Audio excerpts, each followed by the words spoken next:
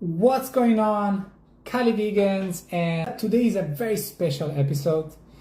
We have a legend in the animal rights movement, has done so much for the animals, and the great thing about him is that he's not only an activist, he has created a platform so activists can grow and understand how to be effective.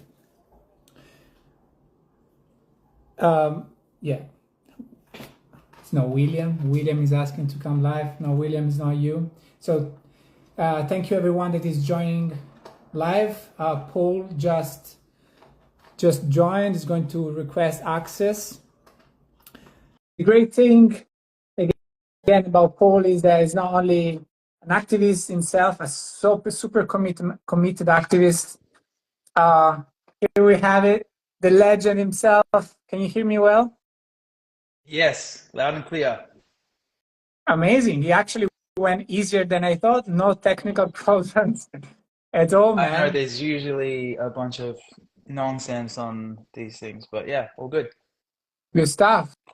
So it's amazing to have you here. So first thing, Thank you. you know that already, but you're my idol. I'm kind of anxious to have you here. Do you know, like when you work and the boss really trusts you and gives you an important job to do? That's how I feel right now. Dude, I appreciate you, man. I really do, and I respect you a lot. You've been hustling, doing your thing in the fitness space, but keeping this very consistent thread of animal rights activism in that space as well. And I don't see many, if any, fitness um, influencers, let's say, doing that. So much respect to you, and you're an AV organizer. So I obviously respect you tremendously for the work you're doing in that area as well. And I'm glad that you decided to ask me to do this, and you've been promoting One Damn Month, and I respect the hell out of you, man. I appreciate what you're doing, for real. Thanks, man. And thanks for the words. And yeah, I'm just going to add something quickly to that. Is the reason why I do that is that because I just think that's what the world needs. I mean, we definitely live in a selfish society, and we are going to have our selfish behavior. But you know, we most people have recognized there's a lot of injustices going on for the animals, and some parts for human as well. What happens to the animal is the fucking worse. But everyone should put altruism first, especially when it comes to people that live in more developed countries and have the possibility to have a positive impact for who needs more. Mhm. So we have about 1 hour to do this, and I want to talk a bit about you and your own story, Mhm. presenting Wonder Month, this amazing initiative that's going to happen in Amsterdam for Mhm. 30 days in a row, doing activism every 31. single You day. forgot the one. 31 days, my man. 31, which is 31 insane, days, let's really. go. It's crazy to think about because, like, I'm doing weekends at the moment with 2 cubes a weekend, and after it, I'm completely exhausted, you know?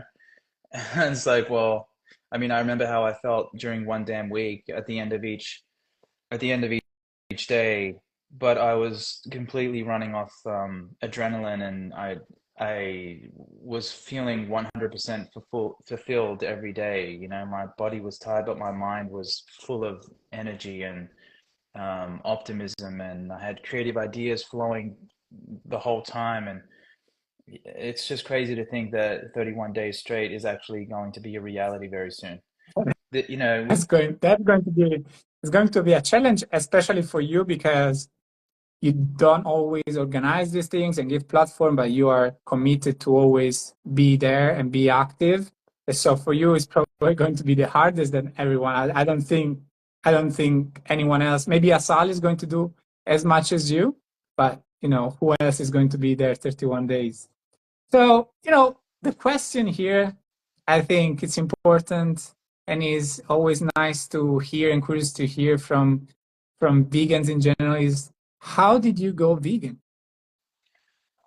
Well, this story is interesting because, first of all, um, how I went vegan is actually pretty simple. Uh, I watched Gary Yourofsky's speech at the Georgia Tech University, the one that was the one that made him viral initially on social media. Um, the best speech you'll ever hear. And it was a combination of that and watching Earthlings, but really it was that speech actually that put the fire underneath me to not only become vegan, but gave me the tools in some way, shape, or form. It gave me the mindset for exactly how you should feel about this injustice and the fact that you should also be speaking out against it. And that there's just no excuses. There's nothing that can ever justify this. And continuing to not be vegan was completely out of the question. It was a moral obligation from that point on. It caused a lot of issues also in my relationship at the time because I was certain, I was clear on the fact, but the person I was with at the time was not. And they were still eating dairy products and, they would keep like yogurt and cans of tuna in the house and things like that. And I just started to see those things for what they really are, which is the results of animal exploitation and, the results of the largest injustice on earth. And it caused a lot of problems in that relationship. But the reason why it's an interesting story is because, um, as you know, as an AV organizer, we talk a lot about how we should not be conflating environmentalism and human health with animal rights. And on the human health side of things, I'm someone who became plant-based because of my health. And I was actually plant-based for 2 whole years, maybe even longer, actually. Probably longer because I don't remember exactly when I went plant-based. That date is lost on me.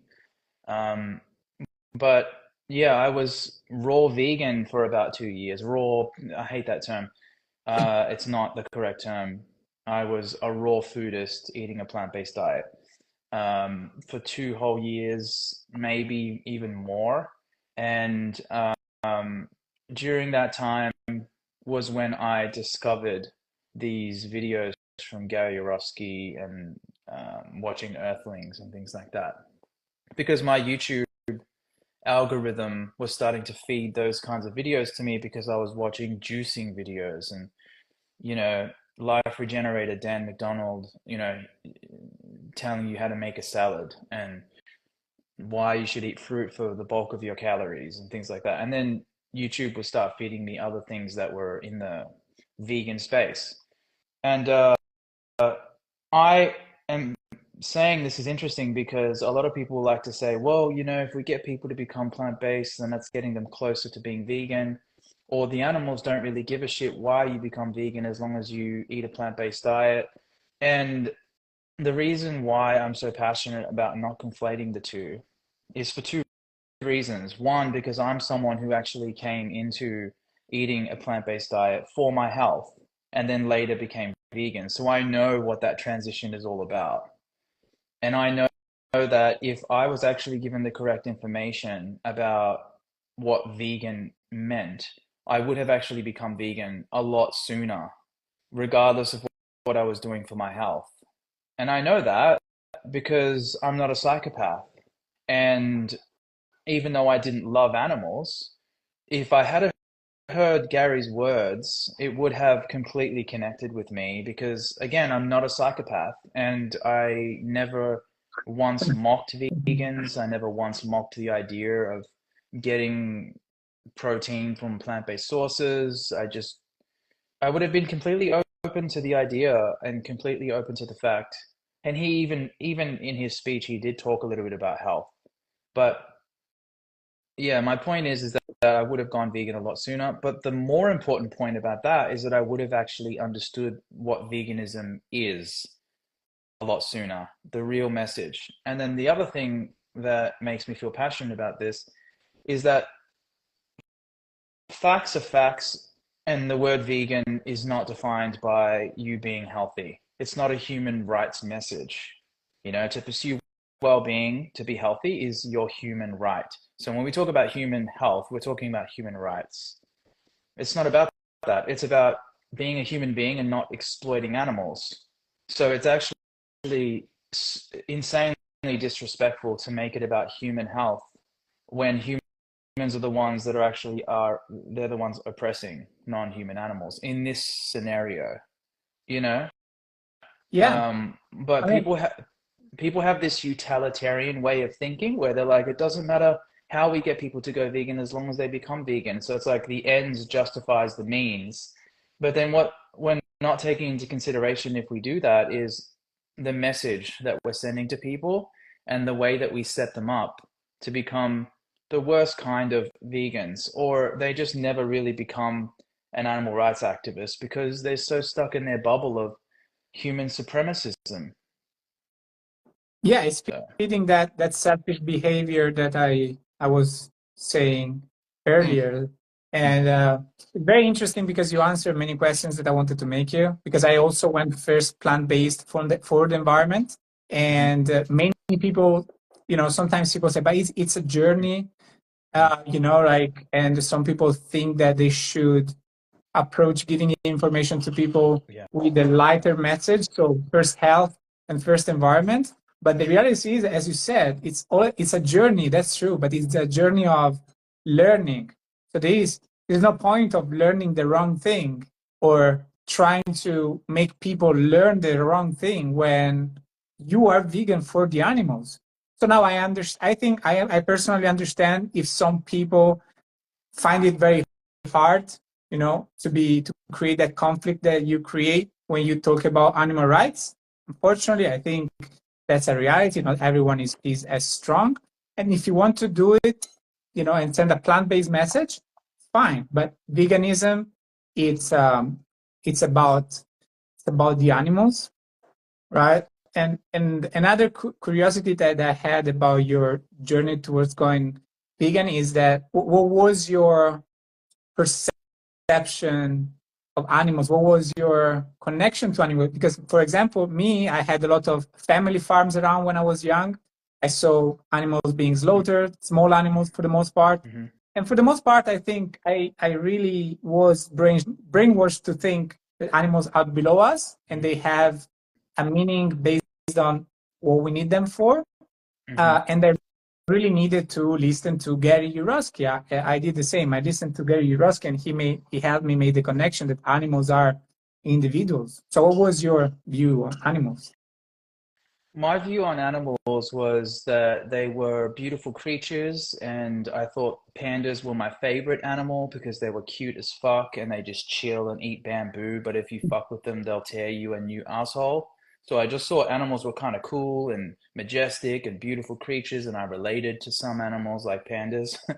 But and cows, I thought cows were cool. Like when I would drive past the farm and I'd see them. I remember once going on a road trip and then walking past a farm, a free range farm, and all the cows came to the fence. Like all of them from the field ran over to the fence towards me. And I was like, wow. I was just like in shock, like, wow, this is amazing. You know what I mean?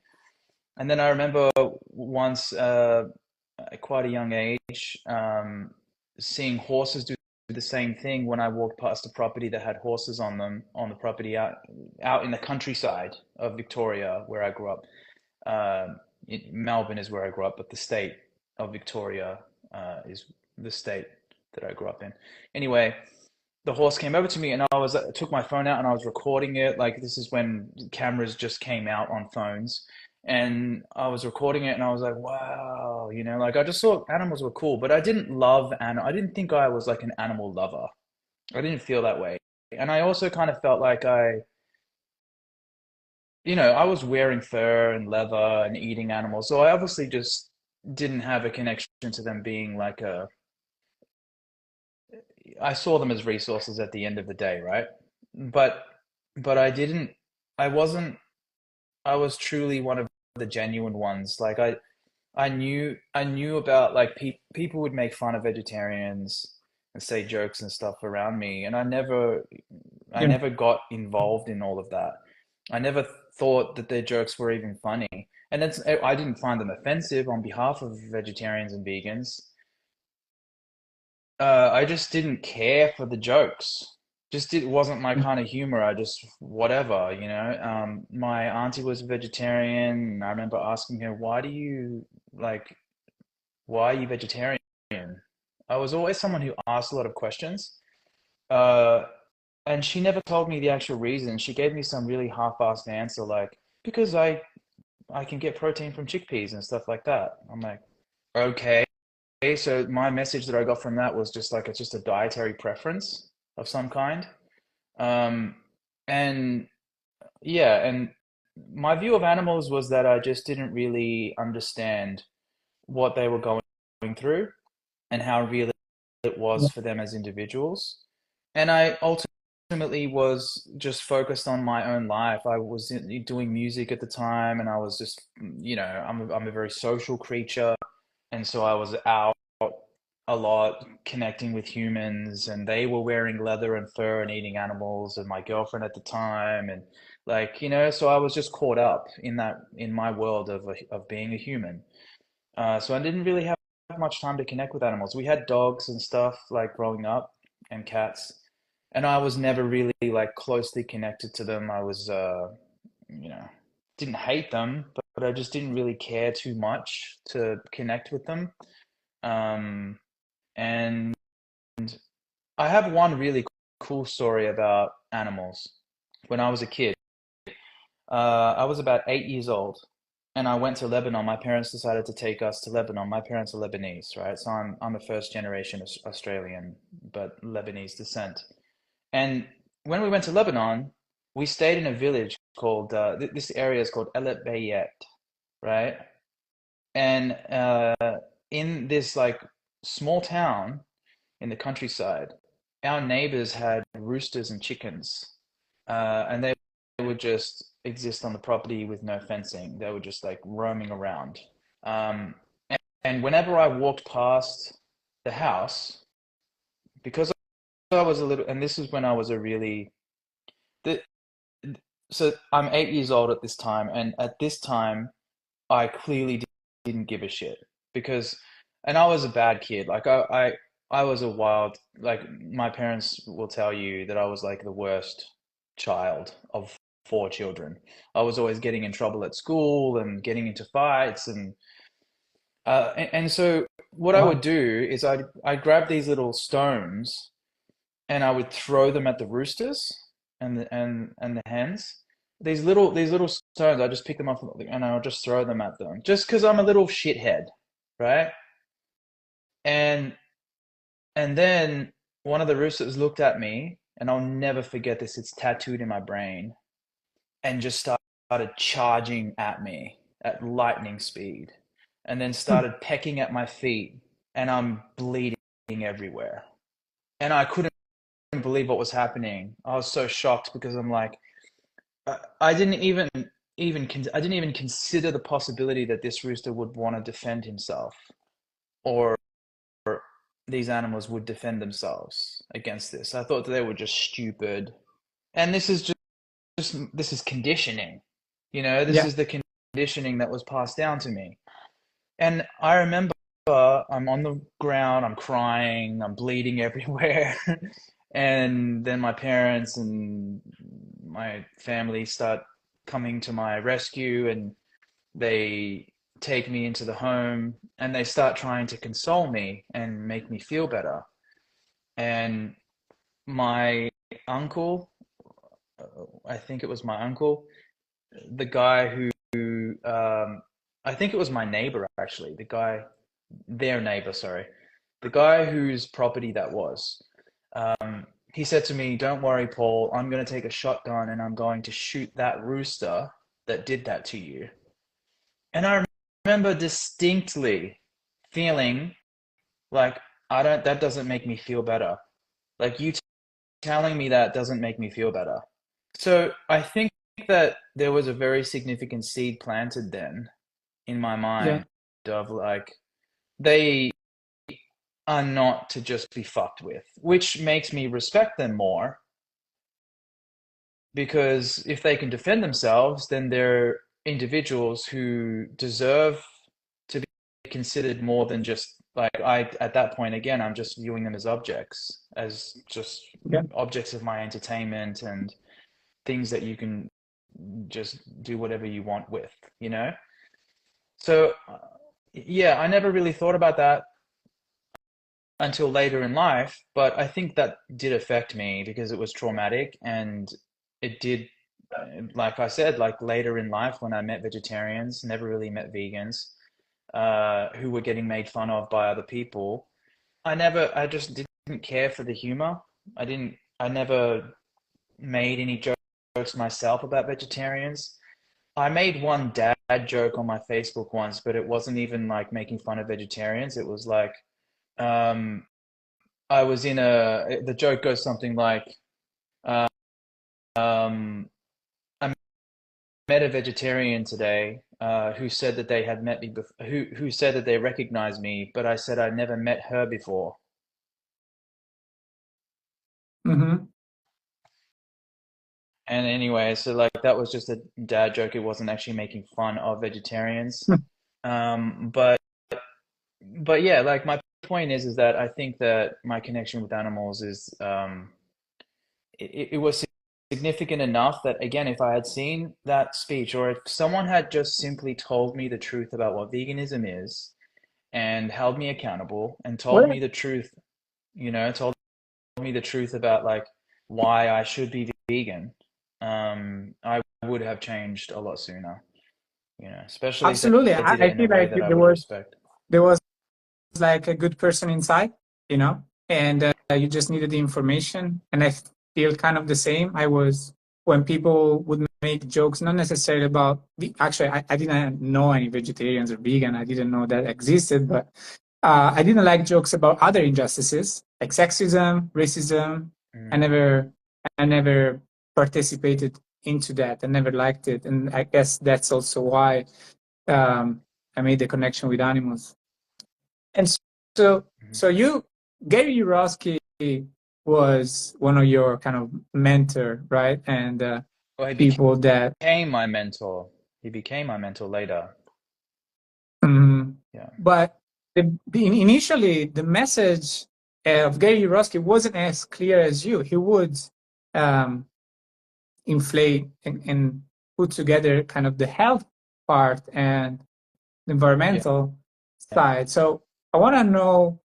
Um, what's the best definition of veganism and why is it important to talk about animals and make veganism around animals, both being vegan itself as Yeah. well as doing activism. Okay. Well, that's a good question, and I'm not sure if it's your English, Stefano, but there's no best version of veganism. There is only one definition, yeah? Yeah, Yeah. definitely. And this I'm actually now I've been doing this on this I Italy guess trip. I just phrase it like that because there is confusion, I know. around I the know. word vegan. Yeah. Yeah, I think I know what you meant, but I just want to clarify for anyone listening this. But like, I also just want to say, like, recently in my workshops that I've been doing here in Italy, I have been making it very clear at the first slide that we have in the workshop is what even is veganism?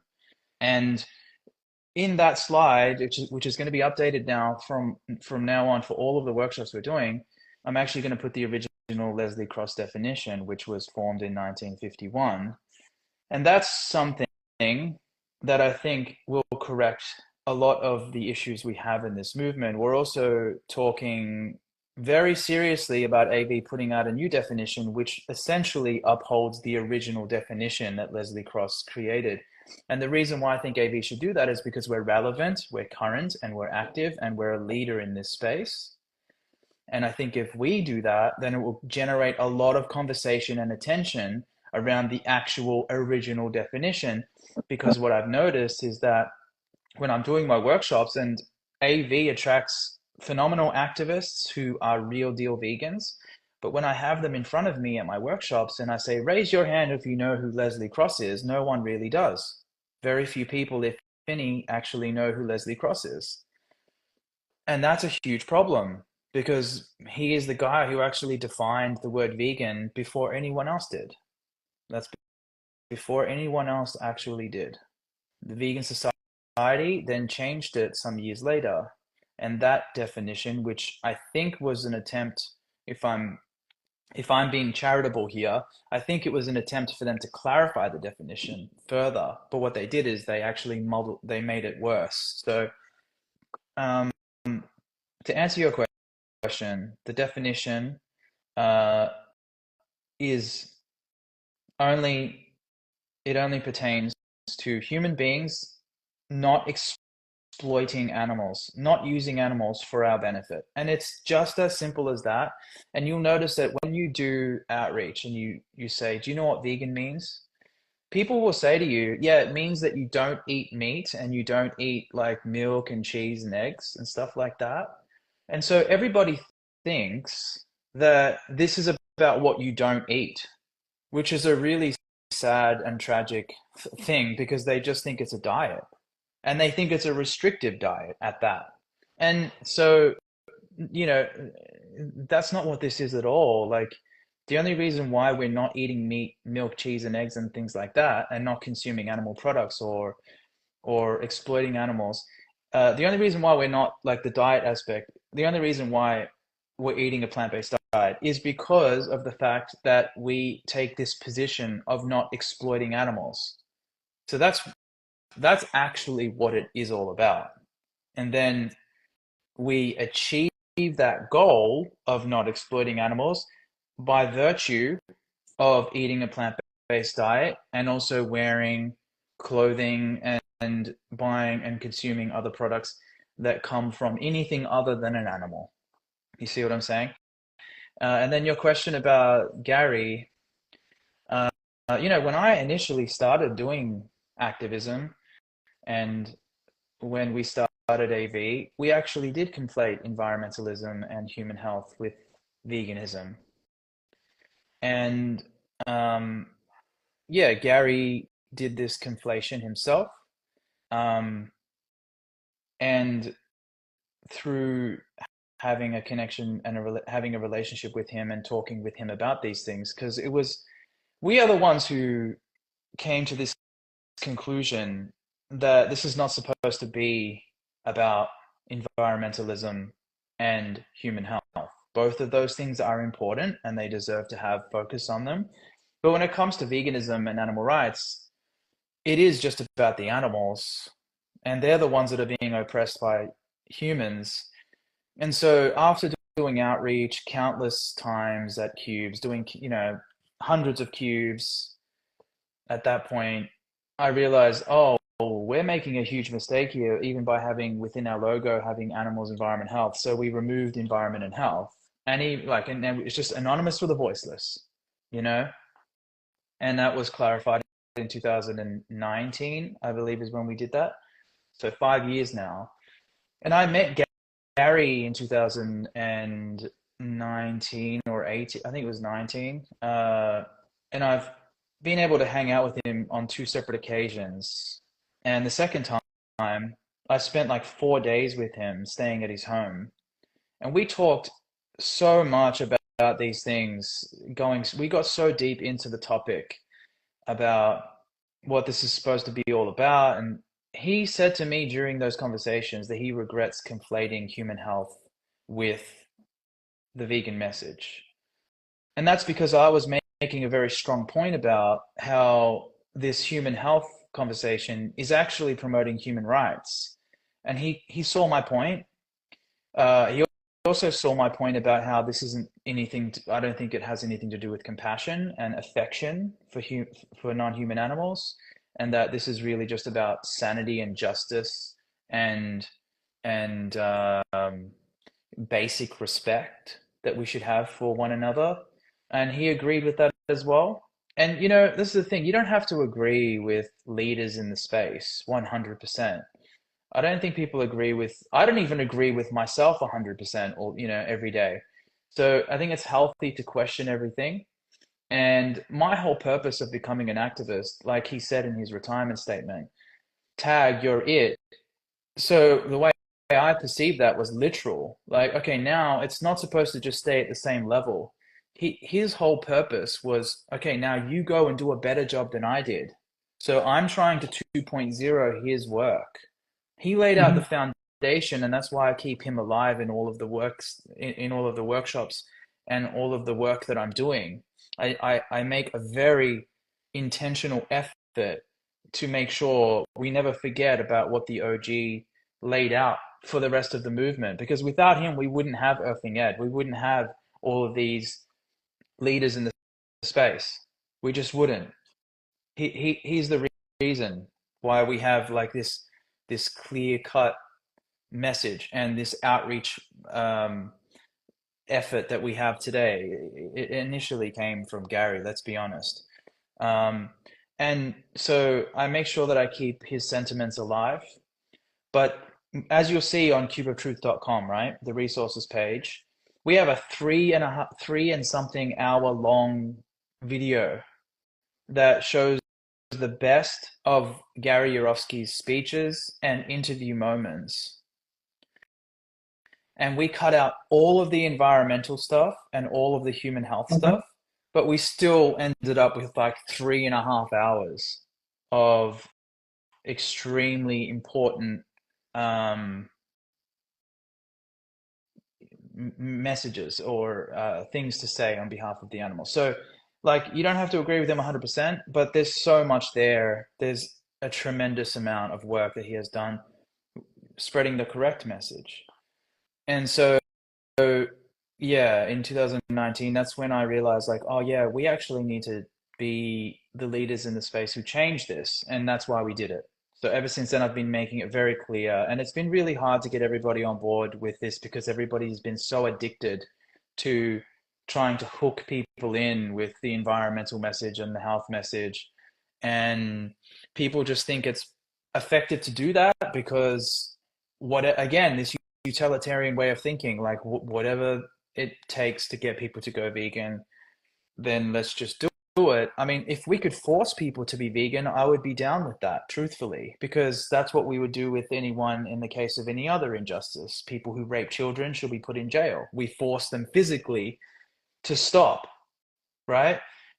And so, of course, I would be down with forcing people to stop when it comes to this. But when we try to use these games, these tricks, these hooks, I think it's dangerous because you're actually leading people into like being someone who promotes the wrong thing. And even they don't even do it properly. They're not, I don't even think they actually become vegan. Like the chance of that is actually quite low compared to what people say. People say the chances is higher. I don't think the chance is high. I think the chance is highest when you just promote the correct message to people. They'll become vegan for real sooner than they would otherwise. And the other thing is that we probably only have one opportunity to get through to people. Like the people that we see at a cube.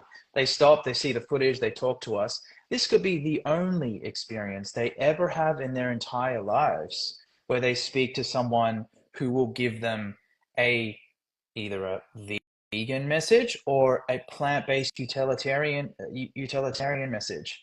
So why would we ruin that opportunity by giving them a plant-based utilitarian message?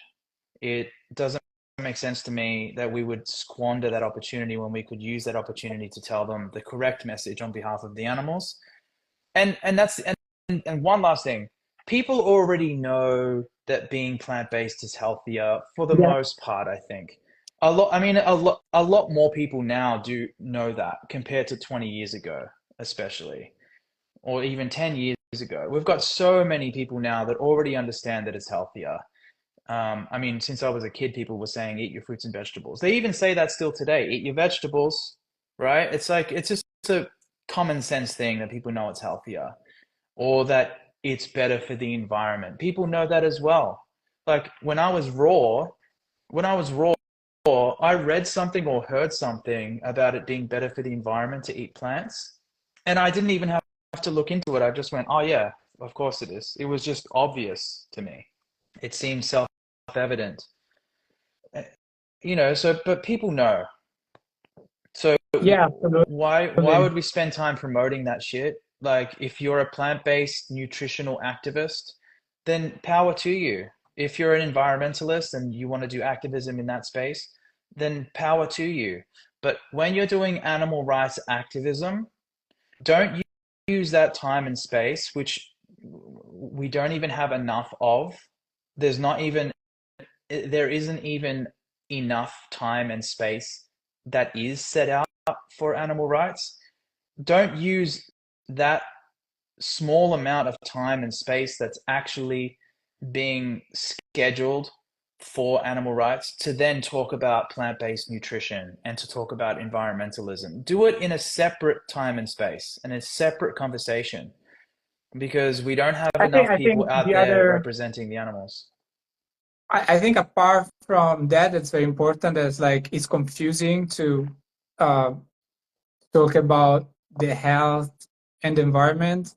But I think also what's important to understand is that those are not moral obligation, like Correct. the right, the environment or taking care of your health, as you mentioned, is more like a selfish thing that is going Correct. towards animal rights. It's not a moral obligation. So uh, what kind of conversation are you really having? It's more a conversation of opinions, but not really. You don't really have that right to hold people accountable if you're doing activism for health or environment. It's just giving information to people.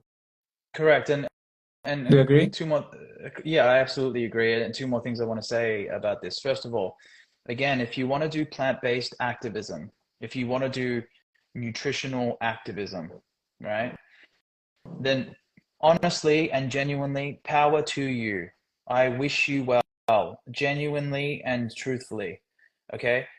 But in my opinion, it's really it's really in my experience, let's say, because I actually was doing um, a health focused I was on a mission to teach people about health for a couple of years before I became an animal rights activist. So I ran a Twitter account and a Tumblr blog, and I was consulting, and I was studying nutrition independently. I have like a pretty sound understanding of nutrition and plant-based nutrition.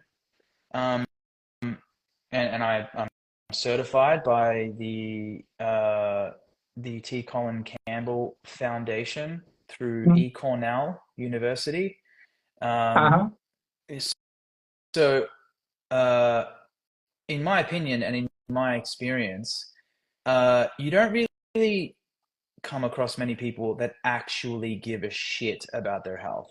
And even if you do, it just seems to me pretty fucking nosy for you to be telling people you should be healthier, and like it's better to get your protein from lentils, or when you eat animal products you're getting cholesterol in your bloodstream, and like it just something about that rubs me the wrong way, because it's none of your fucking business how people want to treat their bodies in terms of their health. Like, we all have the right to be unhealthy if we want, and most people drink alcohol and smoke cigarettes and eat junk food. So like that's their right to do that. And do I think it's good that they do that? No, I think it's better if people eat a healthy diet and if they look after themselves. We live in a much better world if people took care of themselves. I think that's connected to their mental health and it's connected to a lot of things. Uh, but it's none of our business, because part of your human right is the right to pursue well-being, or to take absolutely no care of yourself and just like to just be an unfit and unhealthy person. That's your human right if you want to choose that. Yeah, So it absolutely. just yeah, it just makes no And I sense to love me on that doing point. I don't I love doing animal rights activism with a consistent and clear message that um, being vegan is a moral obligation. If you are against animal abuse, and you don't want to cause animal abuse and being exploited, murdered, and tortured. And on top of this, I think what's very effective about doing AV Cube and doing the Cube of Truth is that often happens even when vegans try to make vegans their friends and their family, is that they don't show them the footage.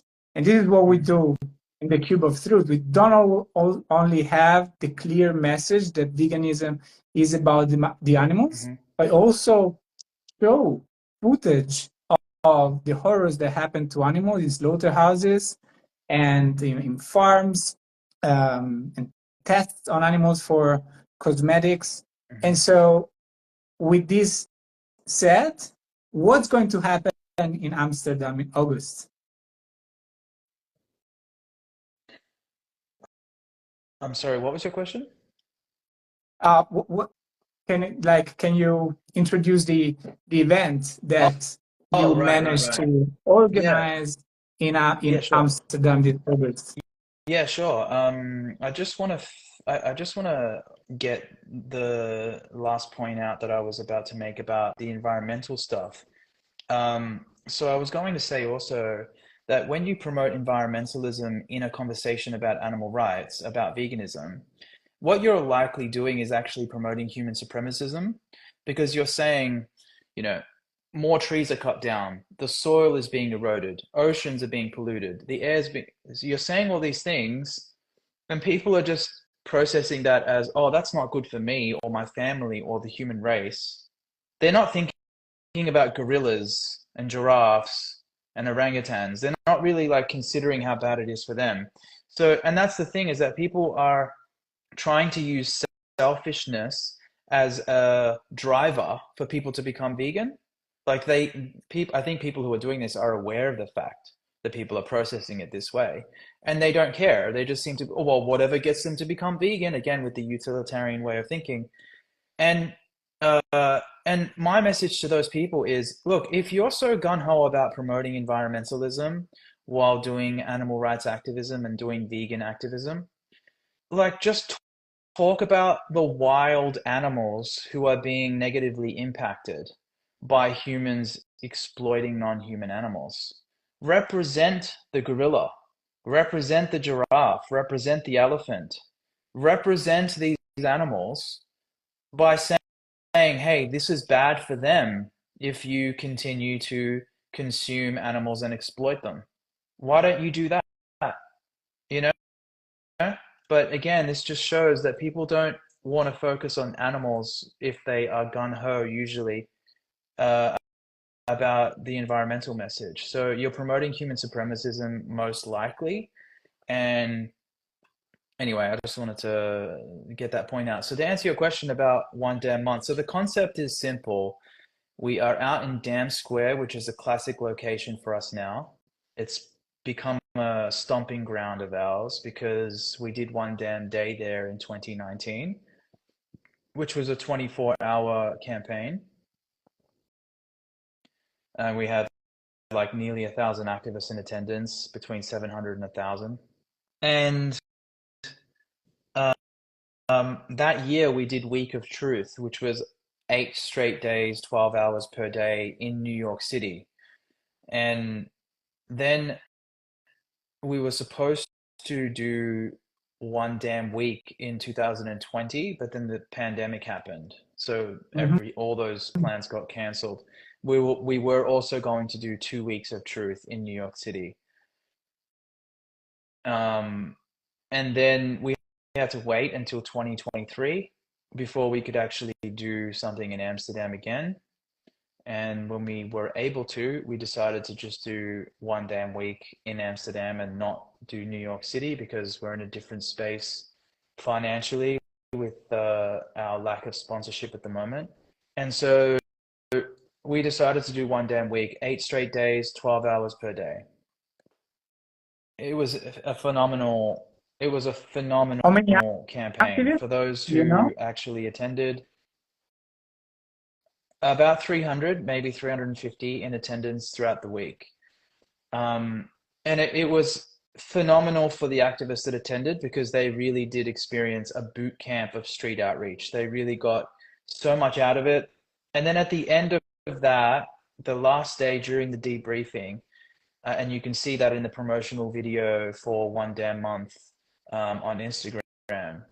You see me talking, I'm doing a debriefing, and I said, how would you describe this event in one word? How would you describe it? And people were saying different things. And then one person said, let's do One Damn Month next time, which isn't answering my question, but that's what they said. And I was like, One Damn Month. No, no, no, because someone said it was quick. It was too quick. So Mhm. someone said, yeah, One Damn Month next time. And my initial response to that was, that's crazy. Like a whole month. Great, yeah. That's Hmm. pretty crazy. I was like, maybe eventually we'll get to that, but next year we'll do 2 damn weeks. That was the plan. And then a couple days later, we were having lunch, and I was talking to Alfonso, cameraman and friend and activist colleague. Uh, I was talking to him, and I was like, wait, why don't we do a month? What's really holding us back? And I started to really think it through, and I was like, yeah, I actually think we could do that. And then I said it to Asal. I said, hey, you know what I'm thinking? I'm thinking next year we do 1 damn month. She's like, yeah, all right, let's do it. So, yeah, so that's how the idea came about. And the whole concept is we get out there every single day for 31 days straight.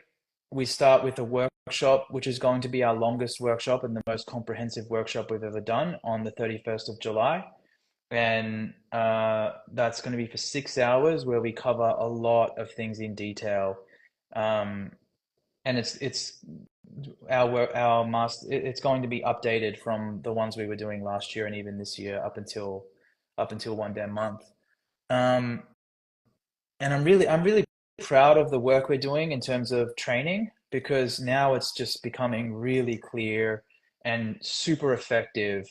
And the next day we get out onto the streets, and instead of doing 12 hours per day like we did last year and like we did in New York City, um, now we're doing 9 hours per day because what we realized as a result of our experience in Amsterdam and also in New York City was that the first 3 hours of the day, you don't really get too much foot traffic, and it's also really hot in the morning, so it's really hard for the activists to stand in the sun.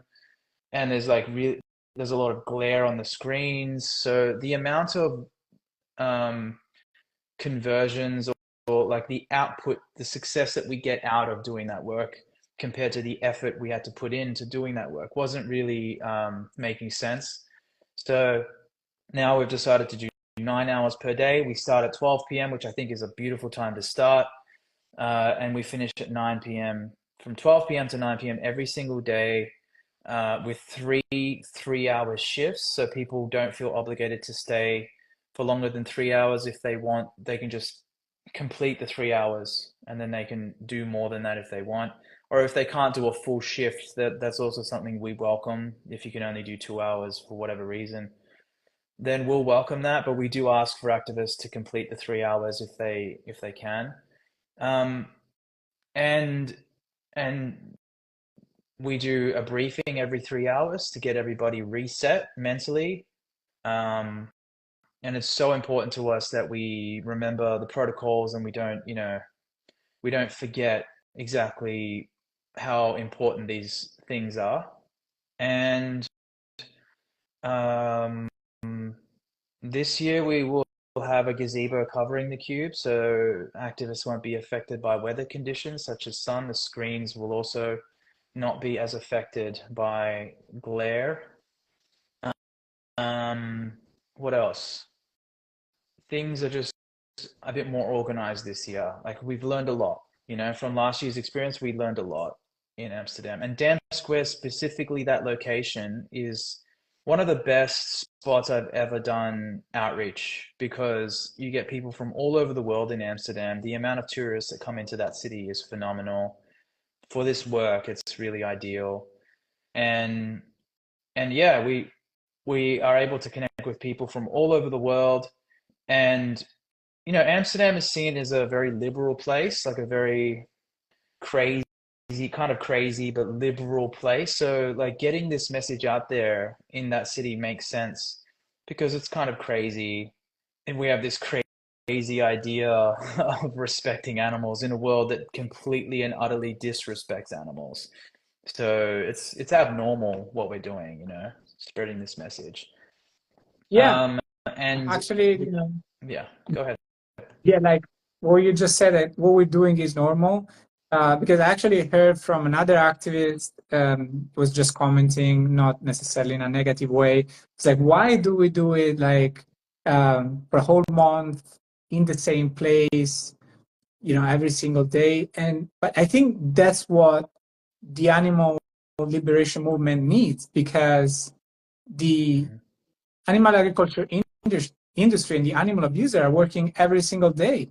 So mhm, if we are working for the animals, that's what the animal needs. It needs that we put the message out there as much as possible. This was one of my ideas before being an IV organizer, that I was doing my own thing and I had my own group. My idea was to have activists every single day on the street and do do activist animal vegan outreach.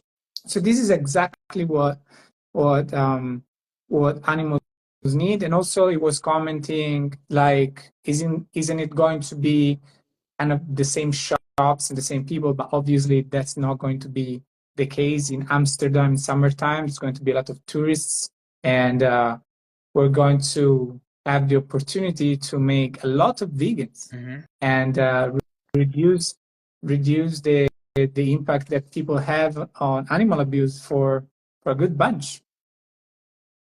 Absolutely, man. We converted thousands during one damn week, and hundreds, I think, will become activists as a result. So, Plus all the people that we reach by recording the oh, videos and posting on oh social yeah. media. Oh, that part of it is massive. That part of it is the next frontier for AV is to be way more proficient and active in that regard, recording these interactions, flooding the internet with these, showing the AV protocol and how effective it is, essentially getting these interactions out there. I mean, for me personally, I've got over 400 interactions sitting on my hard drives and on my online drives, um, ready to be uploaded. The only thing that's getting in the way of that happening is just how busy I am. But I was just talking about this earlier about how I need to really like schedule time within my schedule for editing videos. And I'm talking to an activist friend and colleague about leveraging my ability to upload to all the different platforms, TikTok, Instagram, Twitter, Facebook, um, and making that more streamlined so that I can be way more effective in that regard, because people really need to see the work we're doing on the ground. It's not just a theory that this works. It's it's tried and true. This method really does fucking work. And like we said earlier, I'm getting mentoring from Gary. I check in with him and I keep him updated on how things are going. I send him my outreach clips. Um, he's incredibly proud of what we're doing at AV. So a lot of people criticize, and that's fine. I like criticism if there's valid parts, if there's validity to it, I will listen. A lot of people talk shit though, and I don't really give a fuck about that as long as the feedback I'm getting from Gary is positive. At the end of the day, that's who I care more about. His opinion means more to me. Um, and I even proved that the protocol and the principles, I should say, that we have within our outreach protocol is something that translates to other forms of activism very well. I went and did my first lecture to 33 students in a classroom when I was in Taipei recently, and I converted 23 students. They declared that they would be vegan and speak out against this injustice after me speaking for an hour and a half. Mm, And all I did nice. was all I did was follow the principles that we have, and I didn't have any script prepared. I only had in mind that I would show them a 4 minute clip of what goes on.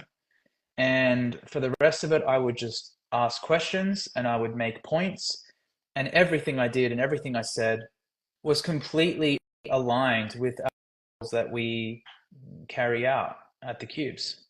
So I just made it It's long great. form. A conversation on the streets can be as short as 2 minutes following this protocol. As short as 3 minutes.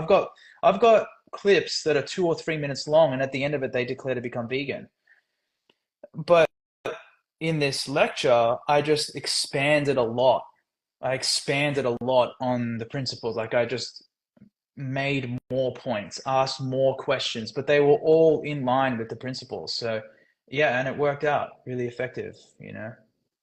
Yeah. Yeah, there is indeed still a lot of criticism around AV, but for the people watching that respect me, I respect AV. I have made a commitment to activism, and as I said, as I've learned, and researched and practiced, AV, Anonymous for the Voiceless, is just the best there is out there. And apart from being the best, because the protocol and the guidelines very clear, straightforward, and make you an effective activist. And people go vegan on the spot. Like usually, you have positive response from people when you talk to them in the way the Anonymous for the Voiceless teach, or they go Mm. vegan, or they Hmm. say, I want to do activism. This happens every single time you do activism following the protocol. Hmm. Um, but if you respect what I wanted to say, that if you respect me, understand that I respect Paul and I respect Anonymous for the Voiceless. And if you want to support them through buying the merchandise. I don't know if there is a way of doing donation, but I think some people Yes, there kind of is. There, you can become a okay. monthly. Sorry, let me just take a moment to thank you for saying that, because we really do need the support of vegans, and anyone who would like to support us is really something that is absolutely needed for AV. You can donate, and you can become a monthly donor through our website or through our Patreon. Yeah. Yeah, I think that's very important. What I wanted to say is that some people kind of, have this thinking that, oh, he's doing animal rights activism for the money, but you actually respect that. You respect that this person is dedicating his life to animal rights, and they need your help in order to do that. And you, Paul, you're so committed. You're always traveling and teaching other people and doing workshop. So you deserve to uh, to be paid from people who want to support you to sustain a good life. So there is absolutely nothing wrong with it. And me as an individual, I would happily give you thousands of euros from my pocket to support you.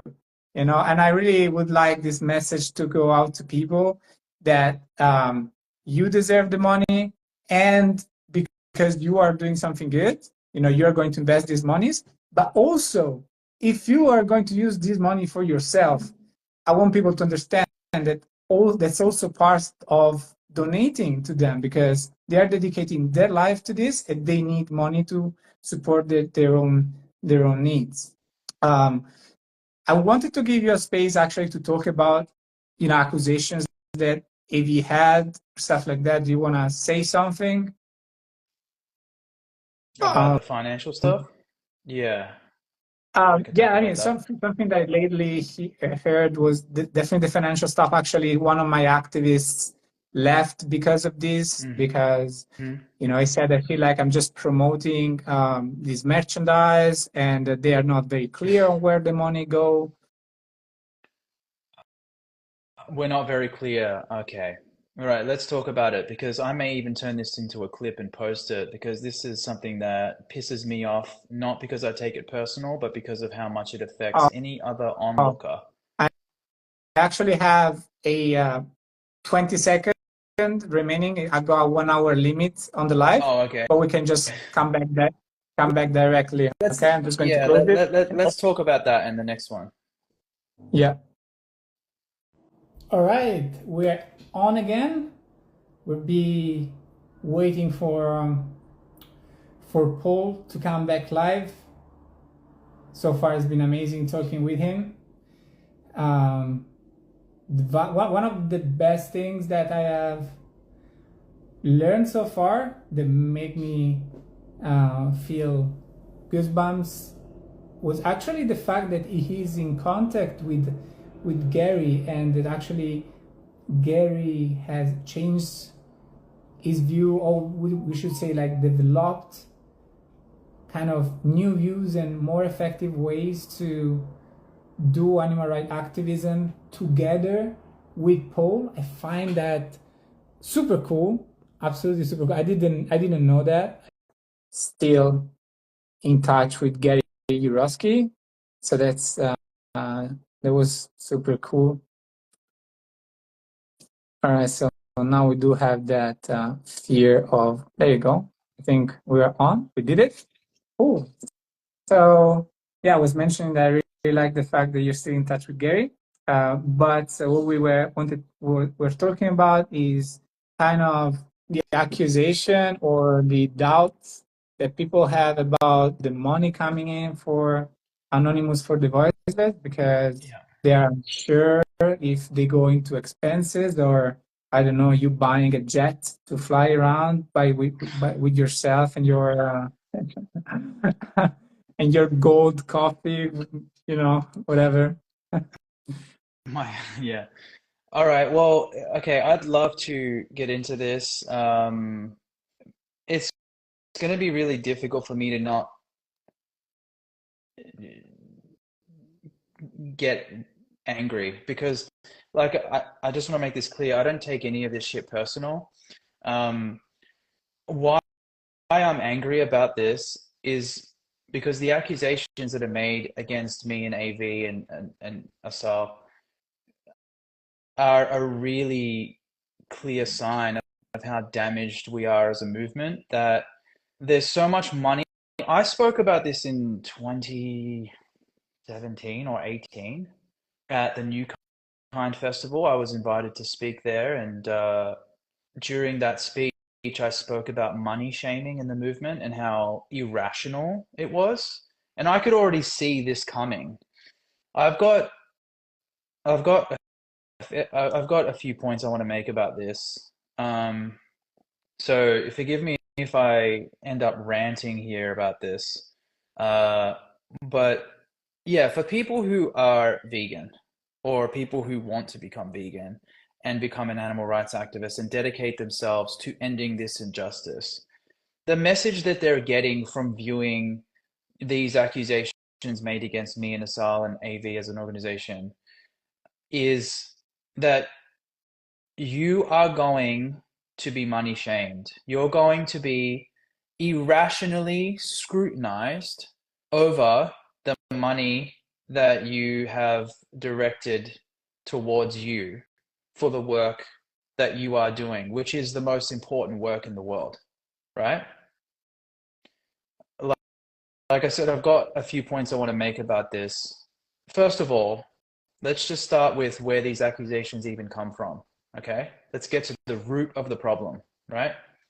These accusations, people say we're not transparent, right?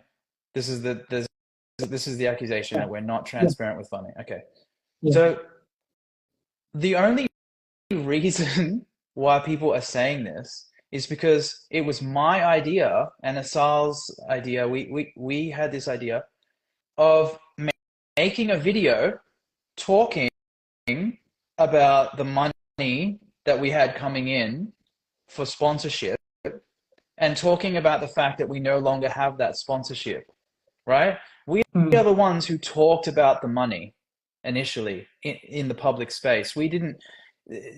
This was something that we put in people's minds. We are the ones who created or started this conversation about AV and money and the fact that we were lacking sponsorship at that point, or the fact that we had money coming in. And in the videos that we made about that, we talked about the fact that we were more than happy to get a financial report done as long as it was done professionally, right? We're not going to hand over our bank login username and password to anybody because that's insane Mm. and it's unethical and it's probably illegal. Um, anyway, so we are the ones who actually started with this conversation. We are the ones who actually were transparent enough to talk about it publicly, about the financial status of AV. And because we are a registered organization in Australia, we have an obligation to put our financial records out into the public. So if you want to find out about our financial records, you can, and you can easily do that by just simply looking it up. So where is this idea that we're hiding our financial uh, information? It's out there. You can see it for yourself if you're really genuinely wanting to know that. Okay. And then after we made these videos talking about the financial status of AV and stuff like that, that's when a YouTuber who does not deserve to be mentioned, the name of this person doesn't deserve the the mention, started making videos talking about, how we lack transparency and things like this, and putting these rumors out there about us. And this person wasn't just talking shit about AV; they talk shit about everybody, like literally everybody that's making a difference in regards to animal rights. So again, I don't take any of this personal, but what's really crazy is how many people have fallen for this bullshit and start believing this bullshit. So just because one person started talking shit, right? And they themselves actually pulled up the financial records. Even if you are paying attention to those videos, you'll see our financial records. And then they started coming up with opinions about the financial stuff. So first of all, like with regards to the financial stuff and like how much Asal and I, first of all, we had one sponsor who changed our financial status. One sponsor. And that sponsor enabled us to have almost 30, well, at one point we had 30 contractors, people working for AV. And we were paying something close to $800,000, somewhere around that, USD to those contractors, those people that were working for AV. And the money that was coming from that one sponsor was agreed to between us and that sponsor, according to like the amount of people that we were going to pay and all the other things that we had to use the budget for, campaigns and traveling. And of course, Asal and I need to have a salary to do this full time. And all of this was agreed to before the money was given to us, right? But then for some reason, people feel entitled to have an opinion about that money when it's not even their money. It's between the sponsor and us, right? And in that video that we made, or the videos that we made, because we made two, again, we made it very clear that we would be happy to have a financial report done if it was done professional with a third-party accountant, because the sponsor was starting to use smoke and mirrors, claiming that he wanted to have clarity around the money. But the only reason he was doing that was because there were a bunch of intersectionalist vegans that were trying to cancel us by saying financial transparency, because of that one YouTuber that I mentioned earlier. And they weren't just saying that, they were also saying a bunch of stuff. They're racists, blah, blah, blah. So that sponsor felt the pressure of cancel culture, because then they started to identify this as a problem for themselves. Like, oh, now I'm going to be labeled a racist if I continue to sponsor AV. Oh, I'm going to be labeled as someone who's giving money to someone who is an organization that's a problem in the movement, because all these people are saying that. I And, heard, this should be, like there's been some rape accusations too. I don't know if you never heard that one, but again, I like, know I know I'm these not things even are surprised, ideas. but whatever. Exactly. I know Yeah, that those are ideas created because of people are jealous or are frustrated somehow and they start talking shit, but it's crazy that, there's so many accusations, like something that you were related to terrorists. I also it's, I I heard a few things. I was named after Bashir Gemayel. My name was given to me because he was assassinated the same year I was born. And I don't care about politics really. I don't want to get into that. But he was supposed to be the president of Lebanon, and before he actually got put in office during the 10-day cooling off period, he was assassinated. So that's my connection to him. I'm not related to him. And even if I was, I'm a different person. So like again, like this just goes to show how far people are reaching to make stupid rumors about us. But back to the financial stuff, there was no actual evidence of us mismanaging money or not being transparent or any of that. There was no evidence at all provided by anyone ever. All there is these stupid videos that have been created by this YouTuber. And in the videos, they show the financial reports, which are public. Again, you can look them up if you want, right? And then he makes opinions about them. And his opinion is, oh, they're getting paid too much for their salary. And my response to that is very simple. Really? How much do you think we should be getting paid? Because most people who seem to think it's too much think that we should be getting absolutely the most minimum wage possible. And again, this pisses me off because we weren't even receiving that much money in terms of our salary. We weren't even taking that much compared to a manager of a McDonald's or a manager of a slaughterhouse.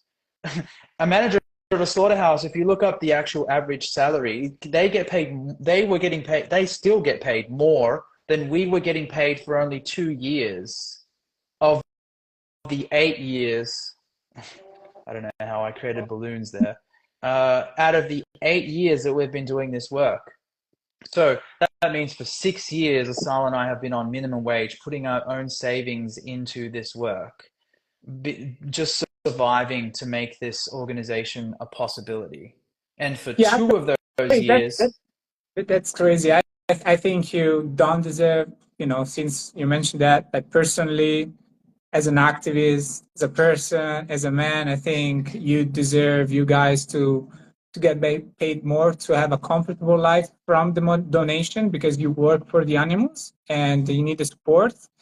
And I think that the message that I have for people is that, as you said, this is all confused information and confused accusation, and considering considering everything, especially especially if you're an activist or you want to do activism, whatever, you should be focusing on the impact that the organizations have and the impact that you can have by participating to the actions of Anonymous for Devices. Because now, this one activist that left my chapter was one, but I think it happened in the past as well. And what happens with these?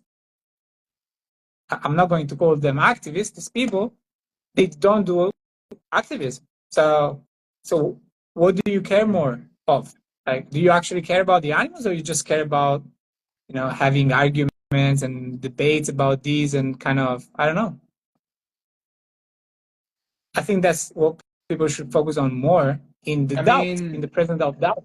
but again, like, this idea that we are just here for the money is such bullshit. I'm out here like again, we've been doing this for 8 years. Okay, for 2 of those years, we were receiving what I think was a very reasonable salary agreed upon between us and the sponsor who gave us that money. It's no one else's business. But if they want to stick their nose in that, they can publicly. It's all in the financial records. But then I urge you to ask yourself, if you compare that to the manager of a slaughterhouse, if you compare that to the manager of McDonald's, are we really getting paid too much? We're doing the most important work in the world. Again, Yeah. this isn't even about me. It's not about Asal. It's about the precedent we are setting for every other activist out there who wants to do full-time work for the animals. What kind of message are we sending by saying that we're getting paid too much? Really? And the other thing that I find to be completely hypocritical is if Asal and I instead decided to start a vegan business selling vegan pizza, and we became the most popular, most successful vegan pizzeria in all of Australia, no one would be questioning us about how much money we're making and how where the money's going, and we need financial records That's to be true. made public. And like none of that would be a question. And we could be driving around in Rolls Royces and no one would even say anything. They would be well done. They would be congratulating us. But like, who's making more of a change in the world for animals? A pizzeria or an animal rights organization that provides a platform for activists around the world? In over 1,000 cities, we've done Cubes of Truth. We've done over 25,000, maybe more than 30,000 Cubes of Truth now. Like, are you serious? It just, if you really think about it, it's just insane that people would even have this opinion. Uh, and anyway, like and the other thing, the reason why I find it hard to not get angry about this topic is because I've really been feeling the reality of this situation. I'm, if we were just here as grifters making money, we're only here for money and all of that, we would not be here anymore. When the money dried up in June of 2020, 4 years ago, we would have been like, okay, let's make let's do something else. We would have just stopped doing the activism. But for the last 4 years, we've been blackballed by sponsors, it seems, because whenever we reach out to a sponsor, a potential sponsor, they're all in the same group because all Mm. these philanthropists, and there's not many people that actually provide funding to animal rights groups, by the way, for those of you who don't realize this. But the ones who do are all in the same group. They go to the same conferences and they have meetings together and they know each other and they share information amongst themselves. And we think we've been blackballed because they all don't want anything to do with us anymore because we went public about what happened. We didn't name the sponsor, we respected their anonymity, but we talked about the situation and how ridiculous it was because we felt like we had an obligation to make it transparent for everybody to understand what's going on in the animal rights movement. That we were being requested to hand over our bank login, username, and password in the name of financial transparency, as opposed to doing a professional financial report through a third-party accountant. That is not That's a good point. an Yeah. animal rights, that is not a healthy animal rights movement. That is a really severely disturbed and damaged animal rights movement. In the background, that's not good for animal rights organizations. It's really, really bad. So yeah, I don't know if I don't know. I think I've said everything I want to say about that.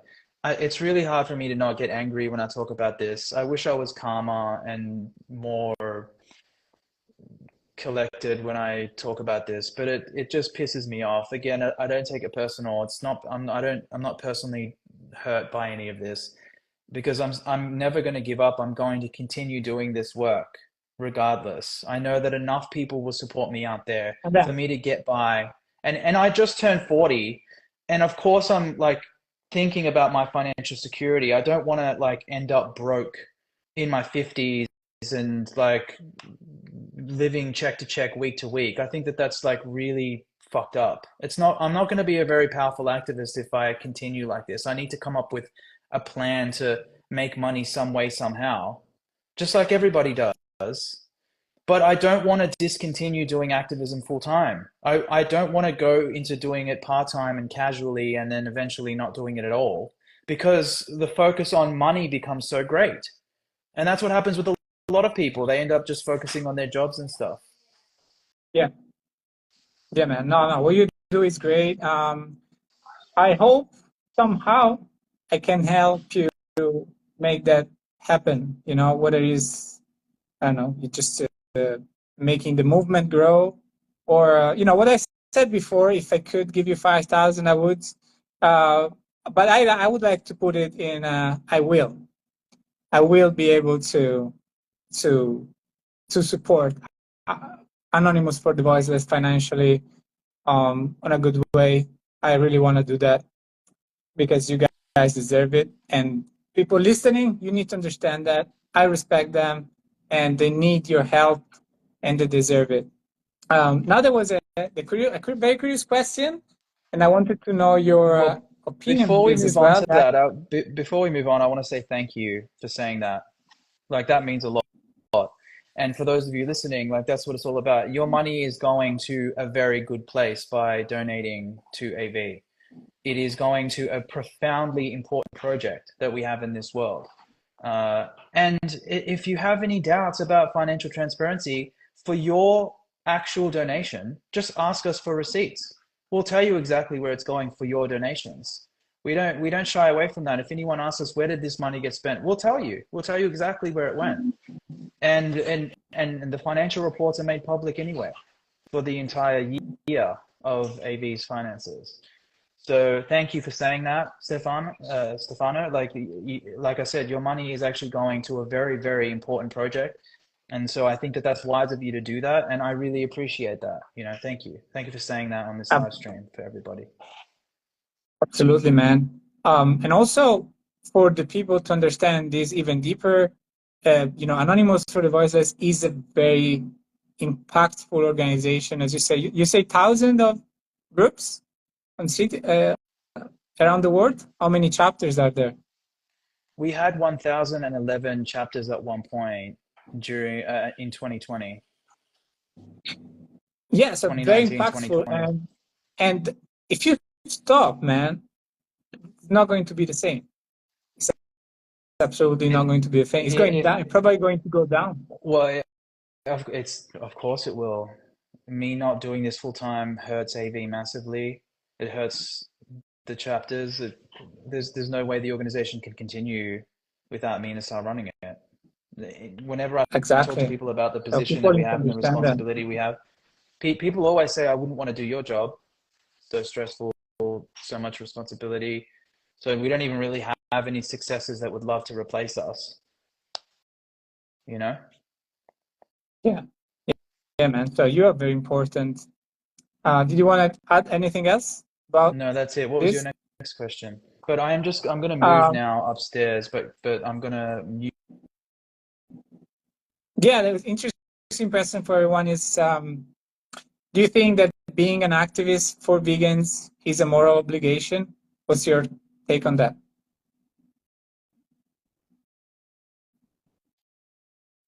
Yeah, I actually think that if you do not become an activist, you don't really understand what veganism is.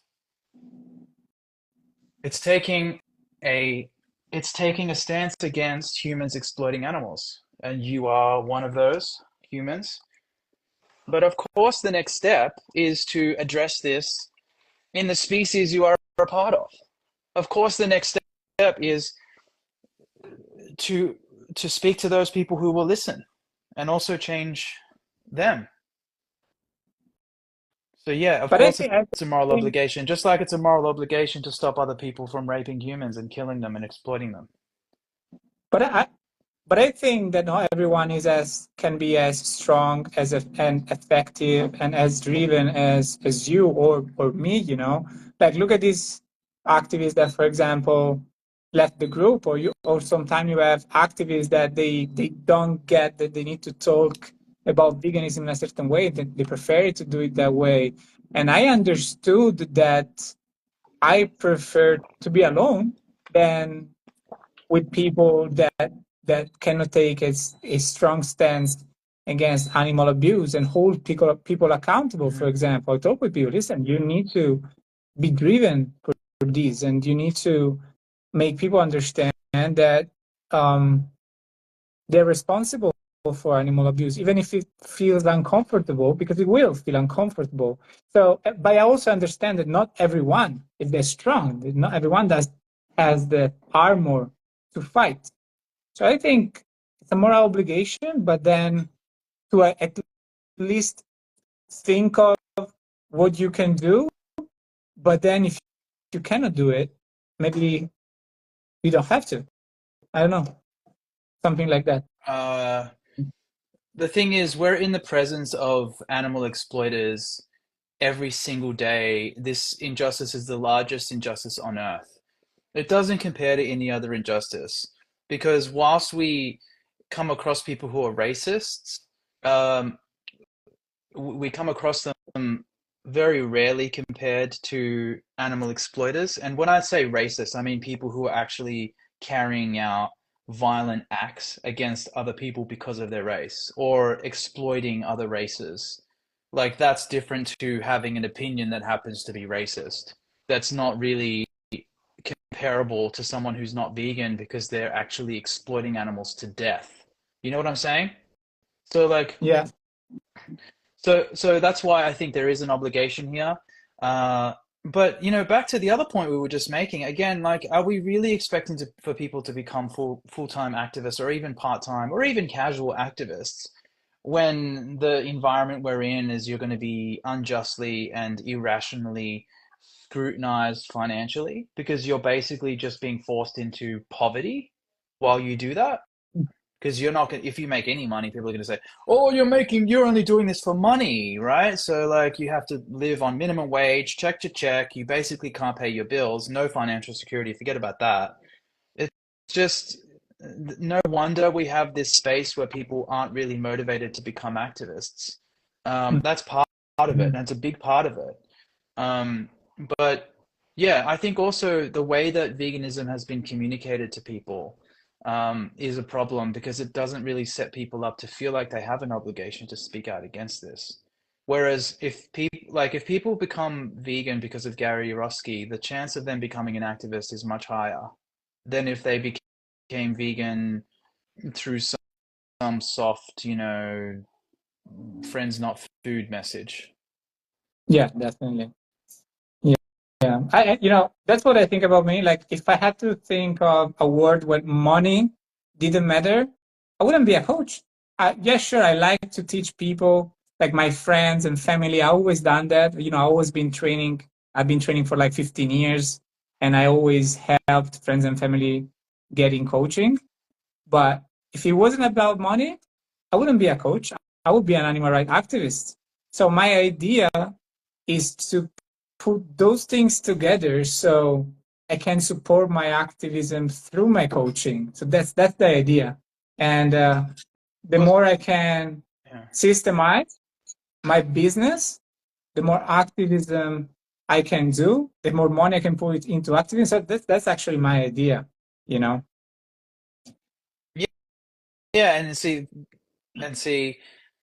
and I like that idea as well. I read a fantastic book by Robert Greene called Mastery, and in that he talks about the possibility of bringing two things together that you're skilled at and that you are energized by doing together and making that the thing that you do. Um, and for me, I have done that with AV because with AV, I see it as art and activism combined. And um,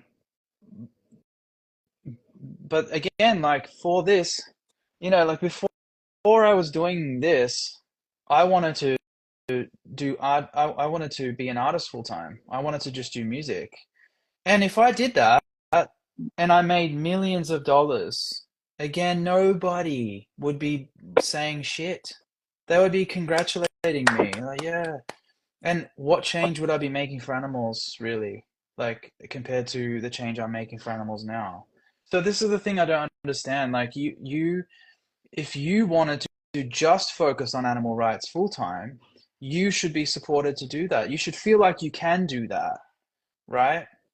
But you're running a business and you're doing activism. And now I feel like I'm forced to do that because of the world we live in, because of the animal rights movement, the way that it is. I don't even know if I can correct this mindset that people have. I don't know. No, So I don't think so. yeah, I don't think so either. It's just people. It's just like a complete fucking. It's like there's something wrong with people. Honestly, I feel like this is something seriously disturbingly wrong with Good. people when it I comes stop to you this. there. I stop you there because um, there is something very wrong with society. Because I thought most people don't genuinely aren't genuinely okay, with animal abuse. But I made a post. I don't know if you've seen it. The top 10 shittiest foods, and I named 10 animal products. And at the end, I say that those are shit because they pose animal abuse with a video of gas chamber. So Mm, graphic video, hmm right? It's fucking clear. And below, and it went kind of viral, like 60K views. And I put a question, am I right? Do you agree? Is it, yeah, do you agree? Yes, you're right. Or no, I like the taste of animal abuse. hmm And we have 1,800 responses, and only 33% is yes, you're right. Other Yeah. people were psycho enough to answer, I like the taste of animal abuse. Like Yeah. more than 1,000 people of it. So I don't know what's going on, to be honest. I was a bit shocked to see that. I'm not gonna lie. You know, it's social media, but at the end of the day, like people are on social media, and yeah, Yeah. we are in a mentally sick society. Yeah. But I don't want to let that stop me from my mission of changing the world and creating a world for justice, a world of justice for animals. And so if I have to hustle, uh, if I have to hustle on the side and do things that make money, then I guess I have to do that, but it is going to take me away from my mission somewhat because I could be focusing on my work full time otherwise. We've put ourselves in a tough position because we've made it very clear that we are just 100% focused on the animals. We're not going to promote plant-based stuff. We're not going to promote recipes and food tasting, and we're not going to promote human health and all these things that other organizations are doing. Um, and so we're never going to compromise on that. And yeah, and we're also like willing to say the things that no one else wants to say. Like in June of 2020, we called out the Black Lives Matter movement for holding up pigs' heads during their marches. And no one else did that. And we were the only ones with an influence that actually said something about that and said that it was wrong to do that because you can't promote, you know, anti-oppression by using oppression. And, that's part of that's actually the reason that we got our funding cancelled. But there was smoke and mirrors created around that, and there was excuses and bullshit reasons for why we no longer were going to be sponsored, generated as a smokescreen for why. Uh, and again, this has put us in a really tough position because people, if they sponsor you, they kind of want you to do what they want, and we're not going to do that. We're not going to be bought. So uh, that's why we do rely on real deal vegans to support us. And yeah, I don't want to let this fucked up world take me away from this mission that I started out with. And just especially now when things are getting really good, like we're actually working with a model of street activism that has never been more effective. It continually gets more professional, continually develops and gets more effective in the cube structure, the protocols, the way we work together as a team, the outreach principles, the way we carry ourselves, the marriage between what we're doing on the ground with social media. All of it is just it's never been this good. And so like to stop now would be absolutely devastating to think about. and I just don't. I won't allow that to happen. But I'm pretty much broke while I'm doing this right now. So like it's the most challenging it's ever been to actually continue doing this work. And like I said, if I have to try to find out other ways to make money on the side and do that, then I will. Um, like focusing on my own personal YouTube activism more and trying to tap in to different things like that, then I will. I guess I have to, but it does take me away from running AV and doing things as a full-time activist within AV. So, but it is what it is, Yeah, and The keep world's keep the keep world's gone pushing. mad. Yeah, the world is mad, and but the world definitely animals need people like you. So stay strong, man, with your values. And I got in your words and your needs as well, and I will value that and try to work with you to keep growing with Anonymous for the Voiceless, and Thank you, Stephen. make it everything stable. And So, Alex, I don't sorry know. to interrupt. Alex Yeah, just said, could you get a full-time job and do activism on the side, like a few hours a week? I don't know if you're asking me that question, but if you're asking me that question, running no, AV for a few hours a week would mean that AV would, when you're not watering a garden, what do you think happens? Right? It dies. Like it's no surprise, right? Like, and so if I'm only doing AV a few hours a week, it's gonna hurt AV massively. Um, yeah, no, but that if you're should not happen. if you're saying this to like generally to people out there who are, yeah, I don't know, like people generally already have a full-time job and only can do activism a few hours a week, but I don't like that. I want for people to have this idea that they can enter into a full-time capacity doing activism and also not have to worry about going broke. Hmm. Yeah, man, would be good to create that. What about YouTube? Like, wouldn't that be something that you can actually do? Yeah, well, that's the thing. Like, it just takes away from like most people that are successful on YouTube do that full time, right? Yeah, yeah, definitely. So, but I feel like I'm forced to have a YouTube career now to actually like be a YouTuber. And that means I'm gonna have to like be consistent with my content. I'm gonna have to do those things that YouTubers do, like I don't know. 100%. I agree. Like, Anonymous for the Voiceless needs your focus. Um, and yeah, I don't know, man.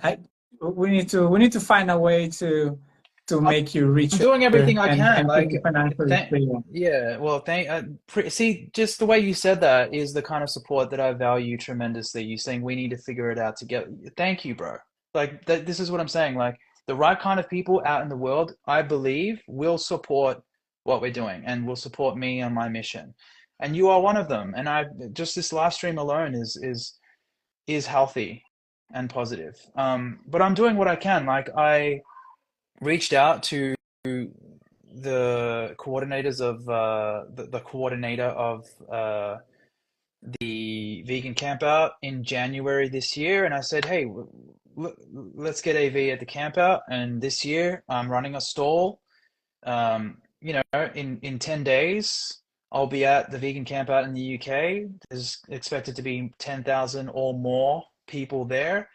I'm running a stall selling merchandise and educating people on the work that we are doing and specifically focusing on one damn month, which is like the peak of our work. It's like the best of the best, you know? And also educating people about our work in general and talking about the national campaign that we're doing in the UK, September 20th, 21st, and 22nd, where we're doing a national cube, which is expected to have over 100 people there in London, um, and talking to people about this and asking people to support us. Um, so I'm putting AV in front of that many people at the most uh, known, most popular, the biggest vegan event in the UK, possibly in the world. I don't know. Um, and I'm doing this Italy tour, uh, and I'm like tapping into the uh, most active parts of AV to stimulate more greatness coming out of these parts of the world because they're influencing the rest of the world. And I 100%. understand that. And I'm also doing many things this year as part of this tour to really Yeah, help but like we need to generate. activate Spain too, man. Like Spain is I sleeping, know. kind of. I was just talking about Andrea with that. Andrea is our one of our really important internal activists in AV. We're talking about Spain, talking about the UK, we're talking about other countries.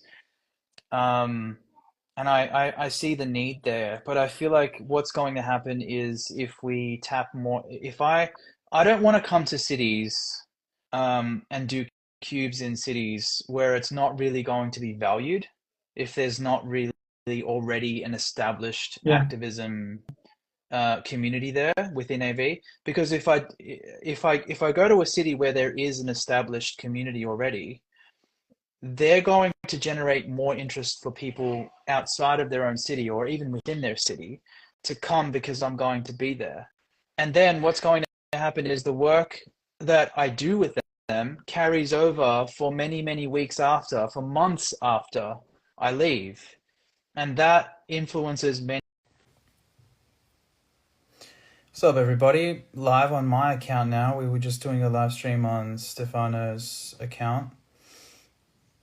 And now I'm doing it on mine because there was a technical issue with having it restarted. And then, yeah, I don't know what happened. Just a technical issue on the live stream. So here he is requesting to join. Let's see if it works.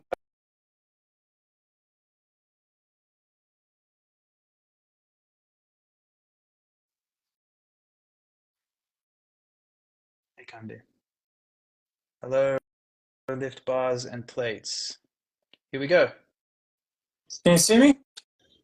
Yep.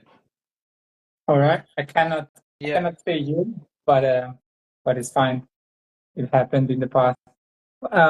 You Anyway, I'm did you going to put everything together for YouTube video as well. Um, and so yeah, so you said something that anyway makes sense, like going to Spain where there's not much going on right now. It's not the most impactful thing.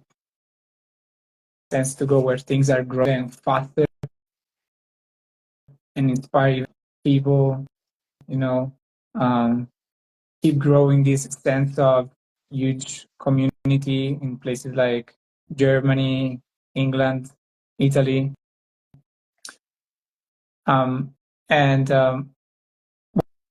what do you want to add something else, or we can just maybe Yeah, I do.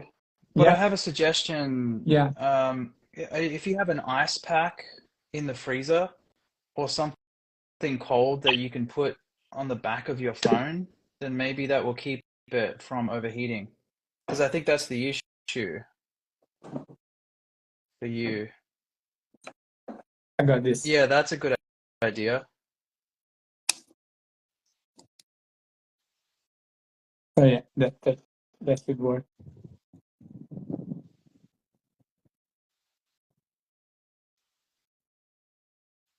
Oh,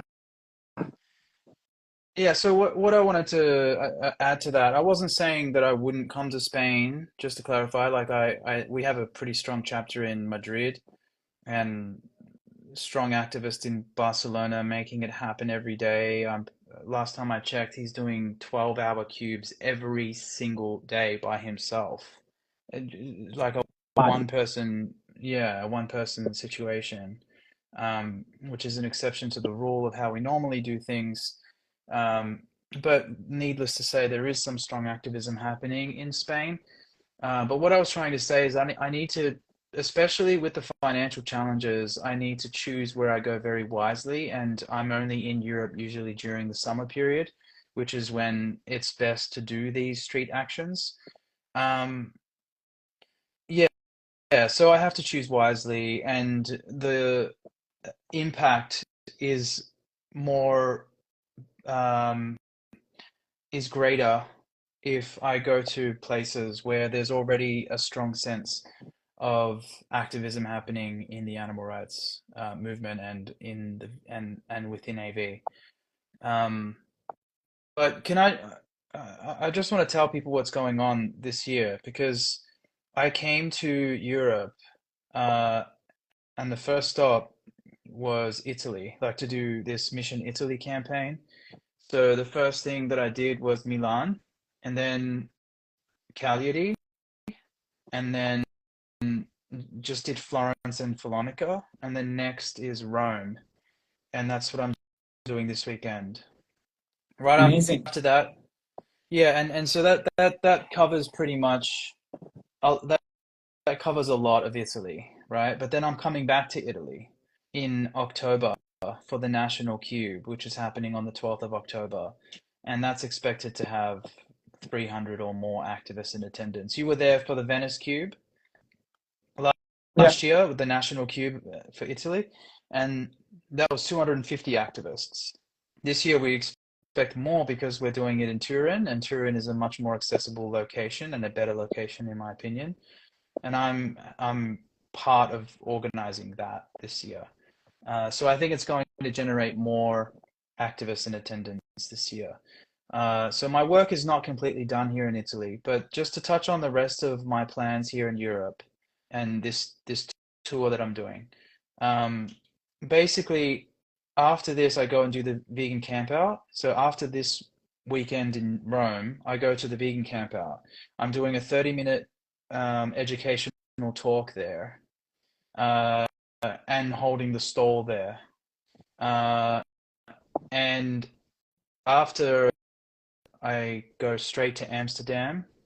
Like the camp out finishes on the 29th, and on the 31st, the longest AV workshop ever done, the most comprehensive AV workshop ever done, will take place on the 31st of July. Uh, then on the 1st of August, we start one damn month, right? In Amsterdam, uh, we'll be active for 31 days straight, 9 hours per day, right? And then after that's finished, with only with not that much downtime in between the next thing that we do.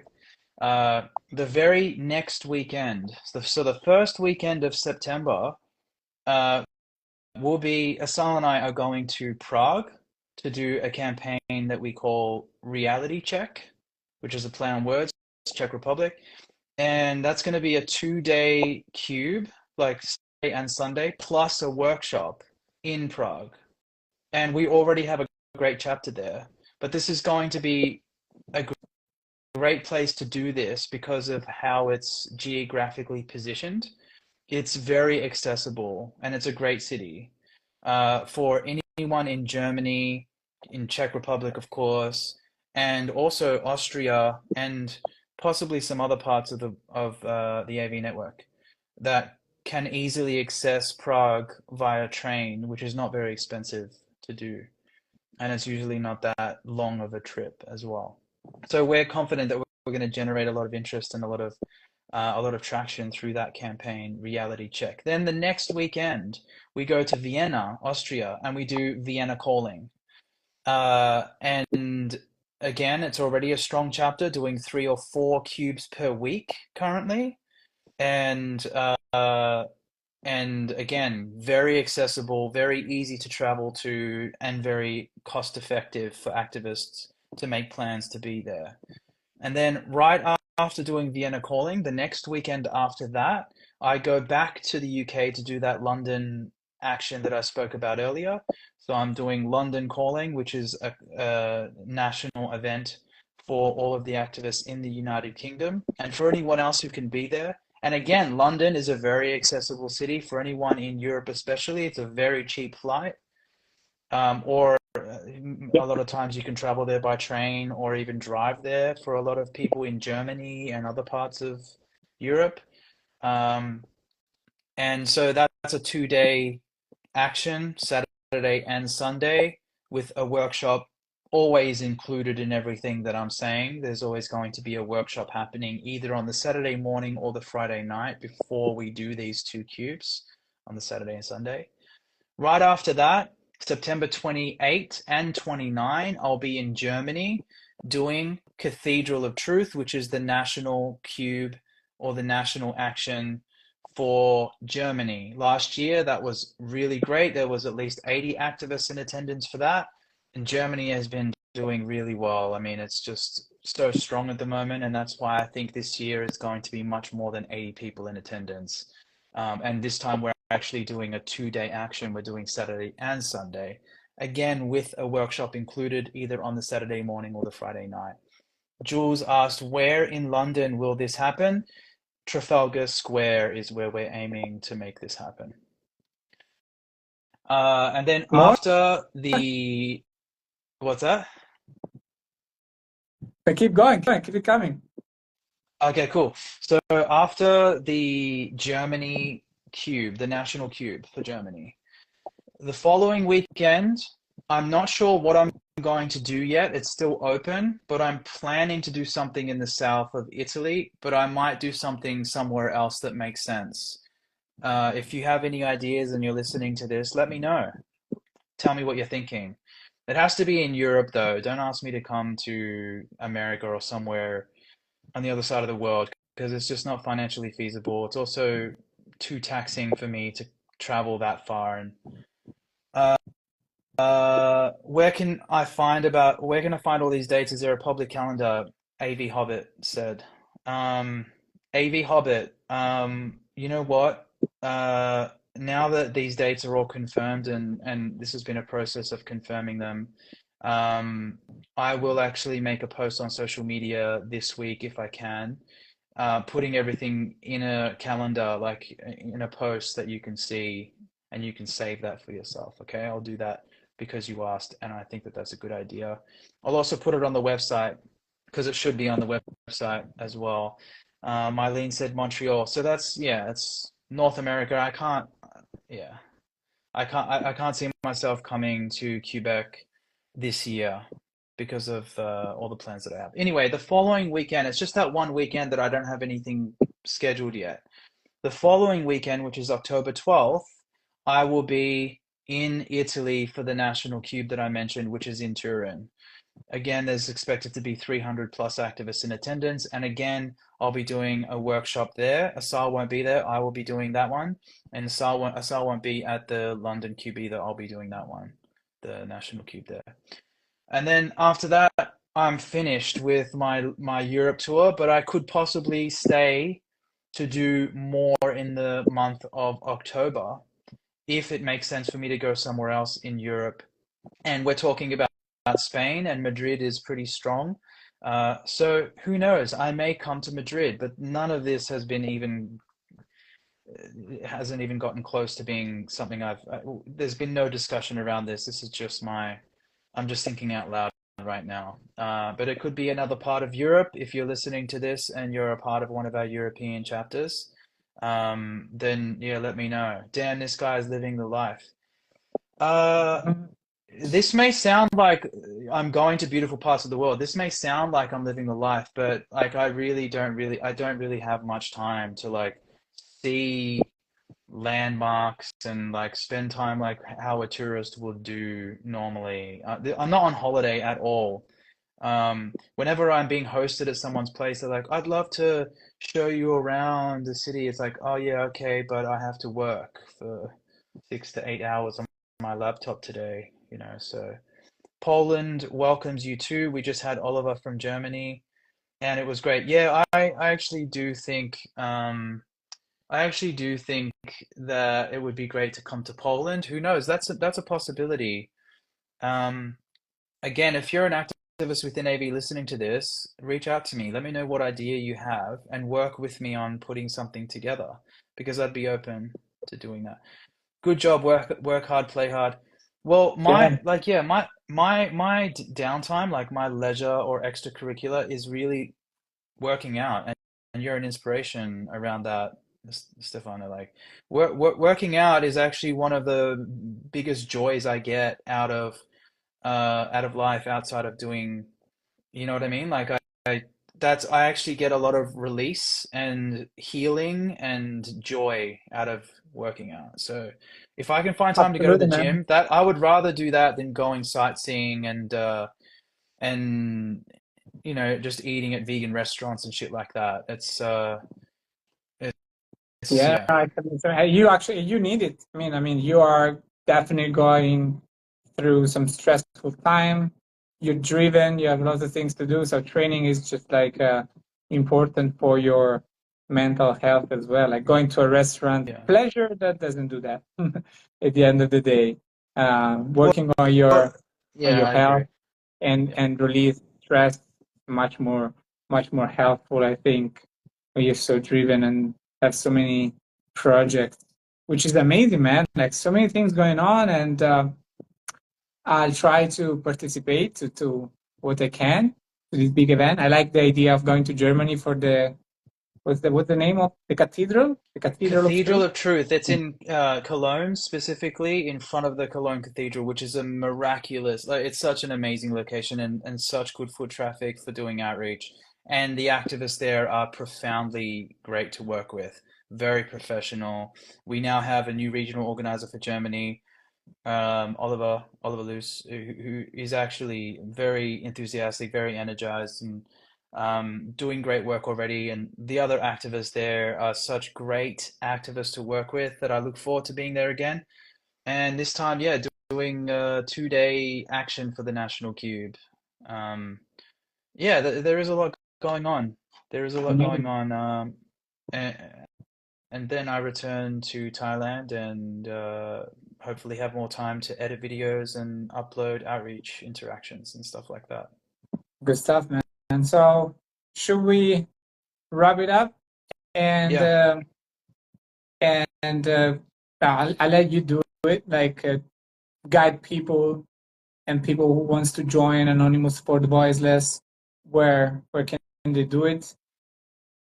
To support AV, go to our website. Uh, jointhecube.com is a good link for you to support AV.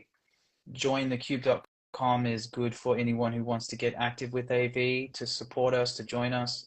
Um, like I said, you can become a donor as a one-off donor. You could become a monthly donor through the website, which is best, or through our Patreon.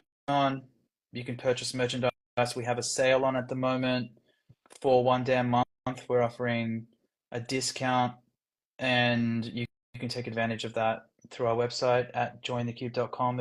It will lead you to our website where you can just go to the shop section of the website to do that and to find out more about what's going on with this tour and stuff. Like I said, I'll post about it on Instagram and have it up on the website ASAP because um, it's now all fully confirmed. So, well, not for that one weekend between, like I said, before the National Cube in Italy, and then for the rest of the month of October after that. It's still open, but for the rest, it's confirmed. Good stuff. So hope I hope to see you in all of these events or some of them. I hope to continue to see Anonymous for the Voiceless growing. I motivate people to understand that this man is a is a diamond. We need to support Paul so he can continue go hard and help animals to get liberated and be free of abuses. And I think that's it, man. Unfortunately, I cannot see you to say like I'm not Oh, seeing that's you. I so see weird. dark. I That's see so weird. I dark can see right you. now. I just want to make sure that you save these live as well, and I I'm will. going to put everything together for for YouTube. Obviously, if you're watching and you got till the end, make sure that you like, subscribe, leave a comment, boost the algorithm, and yeah, if you have any question, you can comment. And if you want to be an activist, go to, what was it? cubeoftruth.com. Is it right? Join Jointhecube.com because there's vegans cube.com. usually on this. Yeah. Was amazing, Paul. Nice Yeah, to talk with you. it was a treat. It was awesome to sit down with you, man. Marissa, thank you for your awesome comment there. Most important work in the world. Thank you for creating Evie. I appreciate that a lot because I think it is the most important work in the world. I wouldn't be doing anything else. That's why I'm doing what I'm doing now. And thank you for acknowledging that. Thanks, And Mike. so, Paul, thank you for this today. It was very nice. And we stay in touch. All right, my man. Take care. Salute, and I'll see you around.